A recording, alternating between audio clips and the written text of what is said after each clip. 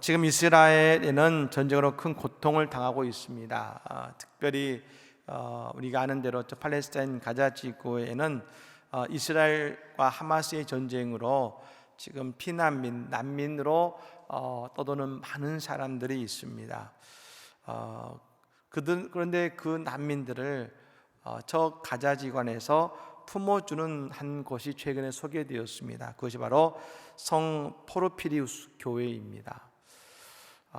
여러분, 이 교회는 이 성 포르피리우스 교회는 1150년에 지어진 그리스도교 교회입니다. 지금도 저 가나 지역, 무슬림에 있는 지역에 이 교회는 여전히 있고, 그리고 그 안에도 기독교인이 있습니다. 그런데 이번 이 팔레스타인의 그 잔혹한 무장 전파인 하마스의 잔혹 방법으로 이스라엘을 공습하고 그로 인해서 많은 폭격이 있게 됐을 때, 그때 많은 난민들이 어디로 도망했냐면 이 방금 본 교회로 도망쳐 오게 된 것입니다. 그때 그 교회는 종교와 무관하게 오는 모든 피난민들, 난민들을 다 교회에서 받아들이고 따뜻한 피난처를 제공해 준 것입니다. 이것을 지키는 선지자들은 그런 얘기를 했다고 합니다. 전쟁은 종교와 상관없이 벌어집니다. 우리는 도움이 필요한 사람들에게 평화와 따뜻함을 베풀어 주고 있습니다. 종교와 상관없이 그곳에 있는 모든 사람들을 하나님의 사랑으로 받아주고 그들의 피난처가 되어주고 있는 것입니다. 그렇습니다. 예수님은 우리 모두가 죄인이라는 그 사실 때문에 이 땅에 오셨고 우리 모두를 구원해 주셨습니다. 성경은 하나님을 사랑하고 내 이웃을 내 몸처럼 사랑하라 말씀하셨습니다. 그와 같이 우리 모두 다 하나님을 더 깊이 사랑하고 받은 바 은혜를 우리의 이웃들에게 나누는 주님의 사랑의 전달자들이 되어야 되는 것입니다. 오늘 예배를 통해 주님의 기쁜 사랑을 경험하시고 그 받은 사랑을 우리의 이웃들에게 나누는 사랑의 전달자들이 다 되시기를 예수님으로 간절히 축복합니다. 오늘 본문은 수로보니기 여인의 믿음에 대한 말씀입니다. 예수님께서는 두로 지방에 가셨습니다. 여러분, 이 두로 지방은 이스라엘 땅이 아닙니다.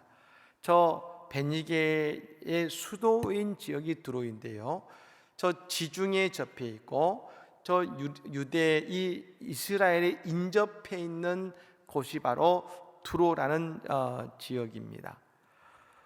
그런데 여러분, 예수님이 그곳에 가신 이유가 있습니다. 그건 쉬시기 위함인 것입니다.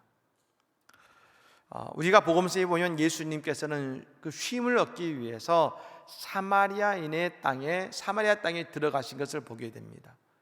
예수님 가끔 이방 땅에 가신 적이 있습니다. 왜냐하면 쉬기 위함이시죠. 오늘 여러분 본문 바로 앞에서, 오늘 본문에 바로 앞에 나 있는 구절을 보아도 그렇습니다. 저 게네사렛이란 도시에서 저 제자들의 문제로 인해 저 서기관과 바리새인과 더불어 예수님이 정결함의 문제를 나누셨습니다. 토론하시고 그것을 가지고 논쟁하셨습니다. 즉 어디에 있든지 이 바리새인과 서기관들, 제사장들은 예수님께 나와서 늘 예수님과 함께 논쟁하고 예수님을 시험했습니다. 그래서 오늘 예수님이 이 두로 지방에 오셔서 오늘 한 집에 조용히 들어가셨다고 했습니다. 모르시게 들어가셨다. 왜요? 쉼을 얻고 싶으셨으니까요. 근데 오늘 본문 24절의 말씀에 이런 말씀이 나옵니다. 예수께서 일어나사 거기를 떠나 두로 지방으로 가서 한 집에 들어가 아무도 모르게 하시려 하나 숨길 수 없더라 하겠습니다. 숨길 수 없더라. 너무나 중요한 말씀입니다. 여러분, 이것이 바로 그리스도인의 정체성을 알 수 있는 것입니다. 우리는 늘 스스로 궁금해합니다. 난 정말로 예수 잘 믿고 있는가? 난 하나님의 자녀로 어떤 모습으로 살아가고 있는가? 아니, 오늘 내 신앙은 성숙되어 가고 있는가? 우리는 사실 스스로 알고 싶어 합니다. 근데 그것을 알 수 있는 중요한 한 가지 모습이 있습니다.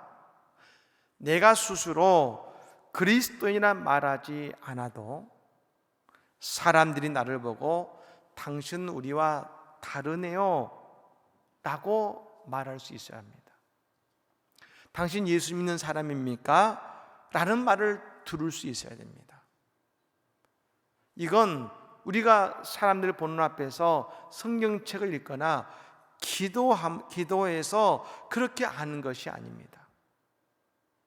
아무에게도 내가 예수를 믿는다 말하지 않아도 내가 신앙으로 말씀으로 오늘을 살아갈 때에 우리는 누구를 닮아가게 되냐면 예수님을 닮아가게 되어 있는 것입니다.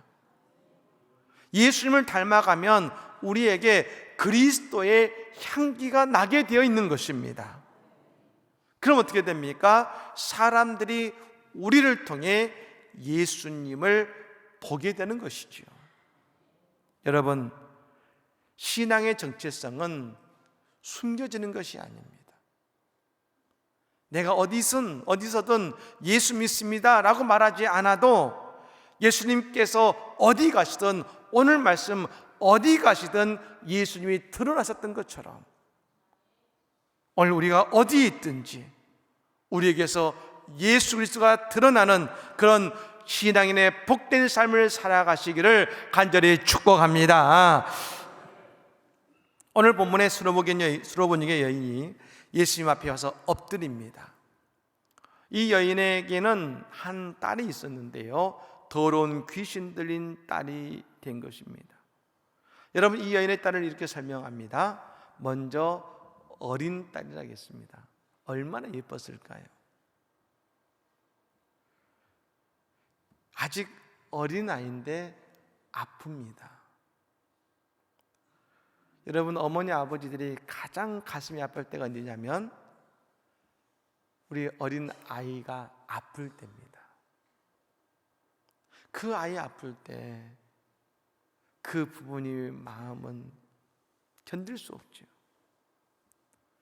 근데 더욱이 귀신 들린 딸이라 하겠습니다. 여러분, 이거 어떻게 할 수 있는 게 아닙니다. 우리는 귀신 들린 딸하면 영화 엑소시스트를 생각합니다. 그래서 딸이 천장에 막 올라가고 여러분 이런 걸 생각합니다만 그런 게 아닙니다. 오늘날의 정서를 보면 정신적으로 아픈 모습 같은 것입니다. 근데 여러분, 어느 정도였냐면 오늘 설명합니다. 더러운 귀신 들렸다겠습니다.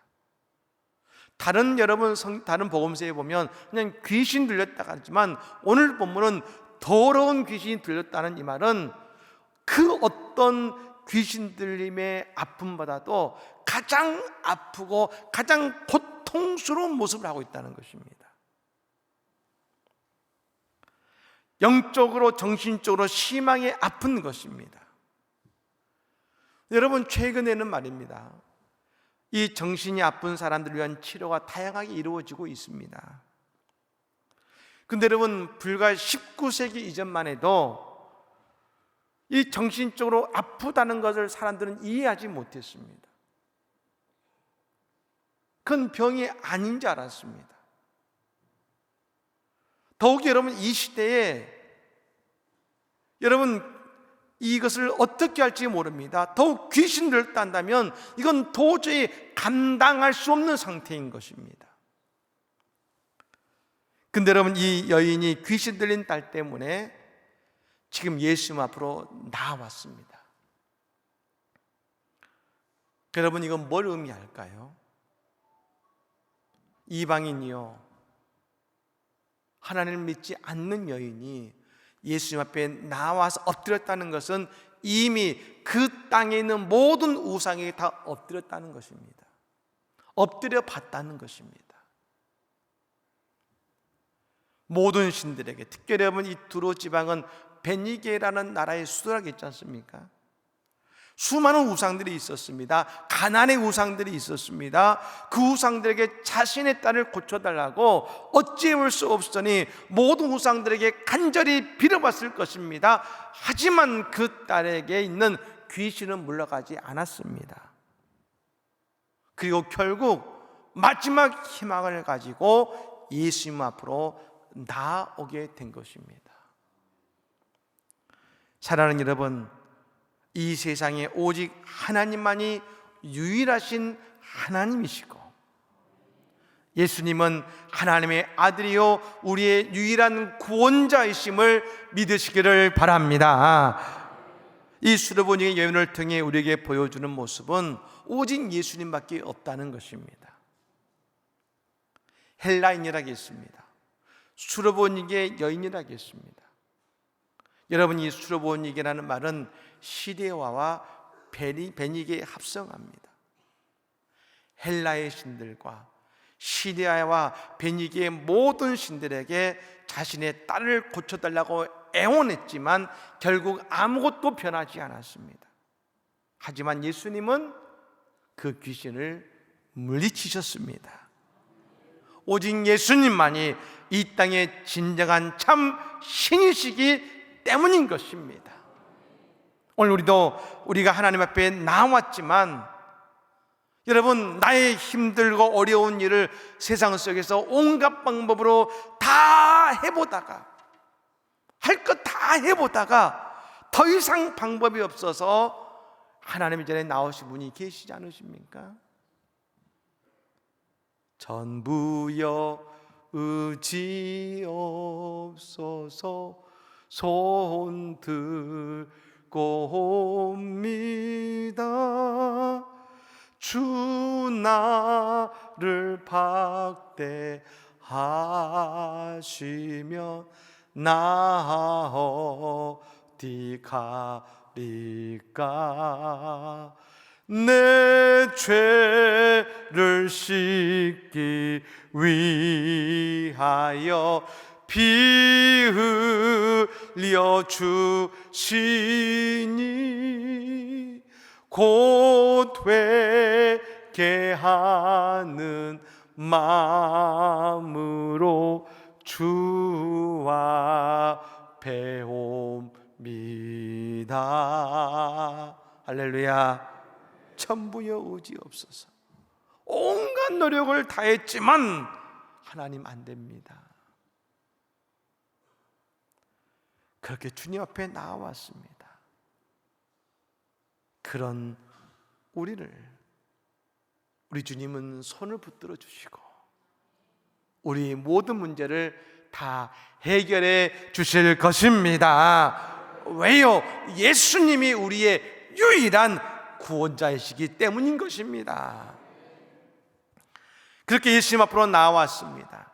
그러면 우리가 아는 예수님은 그 여인을 국민이 계셔서 특별히 그 땅을 불쌍히 여기셔서 바로 고쳐주실 것 같지만 예수님은 곧바로 고쳐주시지 않으셨습니다. 오히려 그 여인에게 고쳐주시기 힘들다는 말씀을 하시는 것 같습니다. 우리 보면 27절의 말씀이죠. 예수께서 이르시되 자녀로 먼저 배불리 먹게 할지니 자녀의 떡을 취하여 개들에게 던짐이 마땅치 아니하니라. 여러분, 이건 뭡니까? 하더라도 맨 나중이고 지금 아니야. 심지어 이 여인은 뭐라고까지 말씀하시냐면 개라고까지 표현하십니다. 여러분, 여인이 받아들이기에는 완강한 거절일 수 있습니다.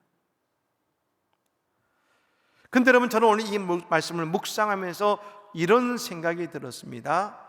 이것은 마치 오늘 우리가 기도하지만 내 기도는 응답받지 못하는 것 같은 상황일 때와 비슷하다는 것입니다.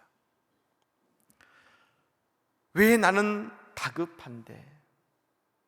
왜 나는 간절한데? 여러분, 그 아픈 딸을 위하는 어머님의 마음보다 더 다급하고 간절한 상황이 있겠습니까?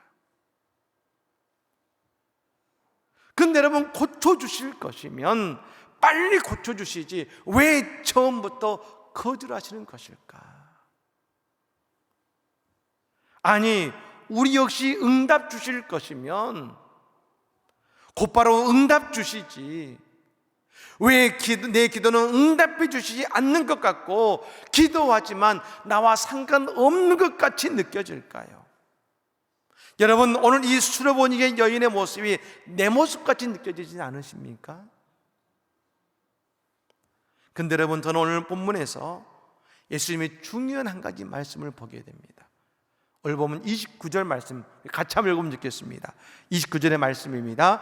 예수께서 이르시되 이 말을 하였으니 돌아가라, 귀신이 내 딸에게서 나갔느니라 하시매. 아멘. 따라해 볼까요? 예수께서 이르시되 이 말을 하였으니, 이 말을 하였으니.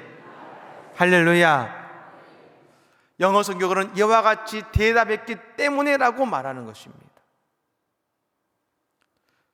즉 예수님은 즉각 여인의 딸의 귀신을 쫓아주셨습니다. 귀신이 내 딸에게서 나갔느니라 하셨습니다. 이제 고칠 것이다가 아니라 그 즉시 귀신이 떠나갔습니다. 도대체 여인이 뭐라고 한 것일까요? 오늘 본문 28절입니다. 같이 한번 읽어볼까요? 한번 읽습니다. 시작. 여자가 대답하여 이르되 주여 올소이다마는 상 아래 개들도 아이들이 먹던 부스러기를 먹나이다. 아멘. 여인이 이렇게 고백합니다. 우리 고백 같이 따라해 볼까요? 주여 올소이다. 주여 올소이다. 할렐루야. 여러분, 이 고백은 여인이 그냥 대충 하는 고백이 아니라는 걸 알아야 됩니다. 이 여인은 예수님의 말씀을 전적으로 옳다고 고백하고 여기고 있는 것입니다. 여러분, 이 말씀은 오늘 우리에게 어떻게 고백되어야 될까요? 내가 이런 처지에 놓이게 된 것도 주여 옳습니다. 내가 예수님의 응답받지 못하는 상황인 것도 주여 옳습니다. 나보다 다른 사람이 먼저 응답받아 하는 것도 주여 옳습니다. 여러분, 이 여인이 딸을 보면서 딸의 그 고통스러운 모습을 기억하면서 주여 올소이다 라고 고백하는 건 참으로 힘든 고백입니다. 근데 여러분, 성경에 보면요, 주여 올소이다 라고 고백하는 사람들에게 주님은 늘 동행하시고 그들에게 역사해 주셨습니다. 요셉이 형제들을 통해 노예로 팔려갔습니다. 아니, 어제까지는 귀한 집 아들이었는데 아니 오늘은 저 이집트의 애굽의 보디발이라는 군대 장관의 집의 노예입니다. 여러분, 그 처지가 받아들여질까요?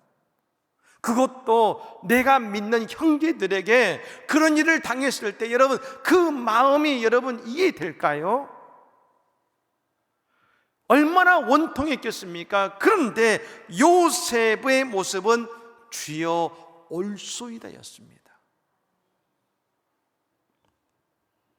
그래서 여러분, 애굽의 보디발의 집에서 그 자리에서 최선을 다해 일합니다. 여러분, 성경에 보면 요셉과 하나님이 함께 하시고 그는 형통했다고 했습니다. 원망하고 단식하고 대충 일하는데 하나님이 형통이 있는 게 아닙니다. 그 속에도 그럼에도 불구하고 주여 올소이다며 그것에도 최선을 다할 때 하나님의 형통이 임하는 것입니다. 아니, 근데 거기까지도 좋습니다. 그런데 저 보디발의 아내가 요셉을 유혹해서 그 유혹을 물리쳤더니 거짓말로 그는 그 감옥에 가게 됐습니다. 여러분, 노예가 감옥에 갔습니다. 그것은 뭘 의미하냐면 이제 평생 감옥에서 사는 걸 의미합니다. 근데 여러분, 요셉은 주여 올소이다 였습니다. 그래서 그 감옥에서도 그는 최선을 다합니다. 우리는 압니다. 이 길이 바로 요셉의 가족을 구원하는 길이고, 바로 지금 하나님이 인도하시는 그 길이 그 땅의 사람들의 축복의 통로가 되는 길이었습니다. 근데 여러분, 요셉은 어떤 상황에 처했다 할지라도 주여 올소이다를 통해 그 위대한 일들을 이뤄낸 것입니다. 여러분, 요셉의 위대함은 어떤 상황에서든지 주여 올소이다가 되었을 때 그가 축복의 통로가 될 수 있었던 것입니다. 요셉의 위대함은 그가 애굽의 총리가 되어 많은 사람을 살리는 데 있는 것이 아니라, 그의 진정한 위대함은 그가 그 보디발의 노예와 감옥 속에서도 주여 올소이다며 그 자리에 하나님을 의지하며 최선을 다했던 그의 신앙의 모습, 그것이 위대함인 것입니다. 여러분, 요셉과 같이 어린 수르보니의 여인도 예수님의 말씀에 주여 올소이다라고 고백하는 그 모습 속에서 그의 고백이 나를 향한 축복의 통로가 된 것입니다. 오늘 우리의 처지는 어떻습니까? 경제적으로, 내 가정의 문제로, 내 육신의 병으로 마찬가지입니다. 내 처지가 왜 이렇습니까가 아니라, 우리의 고백은 먼저 주여 올소이다, 주여 올소이다가 되어야 되는 것입니다. 근데 그 한마디가 우리의 인생을 보는 눈을 바꾸게 되는 것입니다. 여러분, 이 여인이 상 아래의 개들도 아이들이 먹던 부스러기를 먹나이다라는 고백은 그냥 나오는 구절이 아닙니다. 여러분, 저는 주여 올소이다와 이 부스러기도 먹나이다라는 이 문장 사이에는 시간이 있다는 생각을 합니다. 즉, 이런 고백은 바로 주여 올소이다라는 이 여인의 고백 속에서 따라올 수 있는 간구인 것입니다. 이 믿음의 부스러기라도 상관없습니다. 부스러기도 상관없습니다. 이런 우리의 신앙생활에서 우리의 기도가 바뀔 때가 있습니다. 그게 언제이냐면, 우리가 기도하는데, 힘들어 기도하는데 어느 순간 우리 입술로 주여 올소이다라는 고백이 우리의 입술에서, 우리의 마음에서 고백되어질 때에 우리의 기도가 바뀝니다. 그러면 놀라운 일이 벌어집니다. 하나님께서 내가 예상치 못했던 방법으로 그 모든 문제를 해결해 가시다는 것입니다. 우리의 기도가 안 풀리는 이유가 뭡니까? 이미 기도할 때 나는 이미 억울한 생각이 있습니다. 이미 억울합니다. 나만 이런가는 생각이 듭니다. 그리고 문제 해결의 방법도 이미 나에게 다 있습니다. 그리고 하나님이 이 문제를 내 해결의 방법대로 이렇게만 해주시면 이 문제는 해결됩니다. 근데 하나님이 이거 하나 풀어주시면 다 되는데 왜 이거 안 풀어주십니까? 하면 우리는 하나님께 그렇게 기도하지 않습니까? 근데 우리는 알아야 됩니다. 이미 그 기도와 우리의 모습 속에 이 문제의 주체는 여전히 납니다. 나예요. 근데 여러분, 오늘 이 여인이 이런 문제 앞에서 주여 올소입니다라는 한마디의 고백 속에 이 모든 문제의 주체가 완전히 바뀝니다. 이 모든 문제의 주체가 예수님이 되시고, 예수님이 이 여인의 모든 일을 해결하시는 주체가 되시는 것입니다. 그때 여인이 이렇게 고백하는 겁니다. 저는 부스러기라도 먹고 싶습니다. 예수님께서 이 모든 일의 주인 되시자 그녀에게는 부스러기라도 상관이 없어진 것입니다. 부스러기라도 은혜라는 것을 깨닫게 됩니다. 그 바뀌어진 생각을 고백할 때에 예수님 말씀하셨습니다. 이 말을 하였으니. 여러분, 이 말을 하였으니란 말은 이런 뜻입니다. 이 모든 일의 주체가 너에게서 나 예수로 바뀌었으니, 하나님이 이 일의 주인이 되시니, 그런데 어떻게 됩니까? 그 여인과 딸의 주인이 하나님이 되셨으니, 이 여인과 딸의 주인이 하나님이 되시니 마귀는 떠나간 줄로 믿습니다. 우리 인생의 주인이 하나님이 되시니 마귀는 떠나간 것입니다. 여러분, 오늘 본문과 똑같은 구절인 마태복음에 보면 예수님이 여인에게 이렇게 말씀하십니다. 따라해볼까요? 여자여, 내 믿음이 크도다. 할렐루야. 믿음이 뭡니까? 내 삶의 주인이 바뀌는 것입니다. 예수님께서 이 여인의 주인이 되셨다는 것입니다. 예전에 어느 드라마에 이런 대사가 나온 적이 있습니다. 사랑이란 내가 사랑하는 자의 판단과 결정을 전적으로 신뢰하는 것입니다. 사랑하는 여러분, 오늘 주님을 신뢰하고 주님을 믿으며 오늘 이 모든 상황 속에서 주여 올수에다라고 고백할 때에 우리의 기도가 바뀔 것이며 주님께서 그 즉시 나의 인생의 모든 문제를 기쁨의 열매로 바꾸어 주실 줄로 믿습니다.